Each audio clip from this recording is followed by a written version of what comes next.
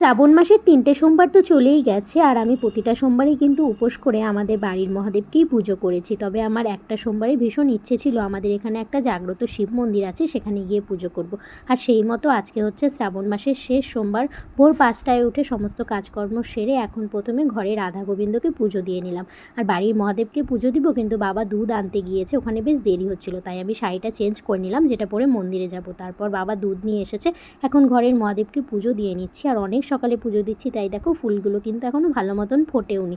তারপর আমি দিদিভাই আর বড়মশাই মিলে চলে এলাম মন্দিরে। আর মন্দিরে দেখো কত ভিড়, এই মন্দিরে কিন্তু অনেক ভিড় হয়। আর তারপর অনেক কষ্টে মন্দিরের ভেতরে তো ঢুকলাম, কিন্তু পুজো দেওয়ার জন্য বেশ অনেকক্ষণ লাইন দিতে হয়েছে। আর তারপরে পুজো কিন্তু আমরা দিয়েছি, কিন্তু একটুও না মন ভরেনি, ভালো মতন একটুও দিতে পারিনি, কারণ ভীষণ সবাই তাড়াহুড়ো করছিল, তাই তাড়াতাড়ি করে খালি মহাদেবের মাথায় দুধ দিয়েই উঠে আসতে হয়েছে আমাদেরকে। আর তারপর বড়মশাই দিদিভাইয়ের সাথে কয়েকটা ছবি তুলে চলে এলাম বাড়ি।